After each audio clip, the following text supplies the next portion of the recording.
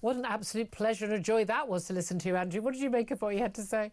Yeah, absolutely. I mean, that was very well said, wasn't it? And you know, he's right about the core thing. It's a very expensive form of energy, and yes, it does absolutely destroy landscapes. I mean, I live in Scotland, and you know, I find it extraordinary that a country that is so beautiful and relies on that beauty to get in all its tourists is wanting to cover the whole Yeah. place with wind turbines. It's absolutely I know, bonkers. and again, there's often, local councils and governments who won't let you sort of change your window design on your home to put, I don't know, put in even, double glazing. But oh, that'll ruin the local environment. Oh no, but here's a huge big turbine that could be seen from 100 miles away. I'm fascinated by the fact that the turbines apparently ruined the view from the 18th hole of his Turnberry course, and that's why he particularly cares about it. But of course, he is right, isn't he? And this is the interesting thing. We're talking about, the trade deal that he signed with the EU, and obviously this is going to be coming up in the conversation with Keir Starmer as well, because we still haven't got our UK trade deal officially over the line.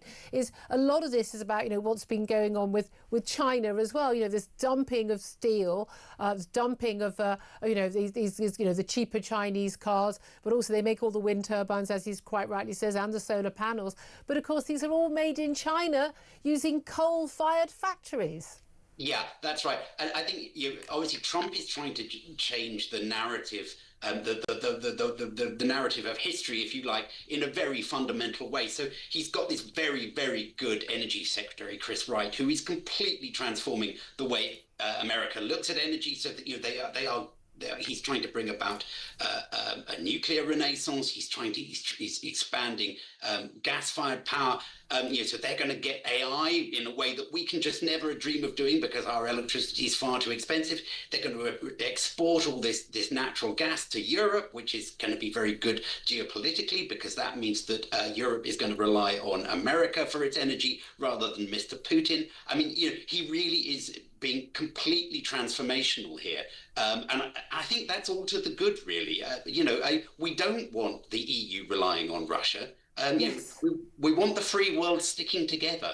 But the trouble is, of course, I think a lot of us are rather hopeful. And one of the reasons I would have, if I had been in America, I would have voted for Donald Trump because he was opposed to net zero. He's always just said the whole net zero thing is a scam. He's completely right about this in terms of as a way of tackling climate change. If we are concerned about climate change, net zero ain't going to tackle it and is massively costly. I hoped that might, kind of lead Britain and Europe to be a bit more sane. On the contrary, this government has doubled down on net zero. European Union has double down on net zero. We've signed up to some European Union carbon emission rules, which means that it's going to be more expensive for us and we're going to face fines and things from Europe. And so we're kind of, Europe is about to make itself, including Britain, poorer. At the same time, America's making itself richer. Meanwhile, they're still the biggest country producing oil and gas, making themselves richer. It seems insane that we're not following suit.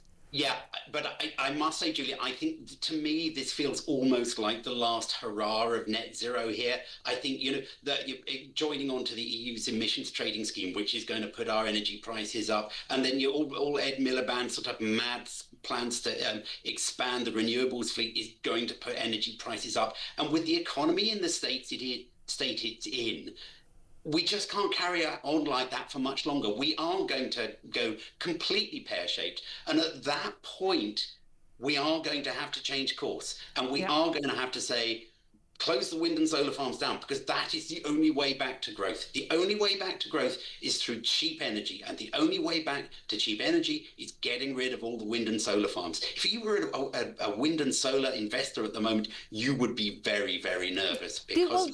Do you think that if Reform UK is saying, look, if they were elected, there's a lot of talk about it could be coalitions, but if they were elected next time round, all those subsidies will end. Do you think that will start making some of these companies to go, oh, hold on a minute, maybe we might want to think about this because this could all go completely, just be absolutely gone in a few years' time? Absolutely. I think investors should be very nervous, and not just because Reform are saying that they're going to do it. I think that the investors have to understand that this is going to become a desperate necessity in a few years' time because the economy is going to be so bad. We're going to need growth so badly. They are in the firing line. If I were them, I would be trying to get out now because it's going to be really bad Yeah, but right now they're making a fortune. There's money in them there green hills, is there not? Andrew Montford, will have to leave it there, Director of Net Zero Watch. Thank you for that.